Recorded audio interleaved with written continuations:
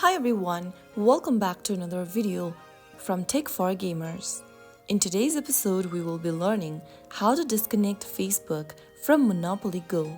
To disconnect Facebook from Monopoly Go, open up the Monopoly Go app on your device. Now, from the home page, tap on the menu button at the top right corner. Click on the settings button from the menu option and then click on Manage Account.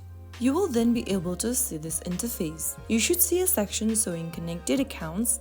To disconnect Facebook from Monopoly Go, tap the disconnect button right next to the Facebook logo at the top. In the confirmation dialog box, go ahead and choose disconnect. Right after you do that, you will then be able to disconnect Facebook from Monopoly Go. And that's it. You have successfully disconnected Facebook from Monopoly Go. Now your game progress won't sync with Facebook and you can play without linking your social account. If this tutorial helped, don't forget to like, share and subscribe for more Monopoly Go tips and tricks. I'll be back again in the next video. Thanks for watching.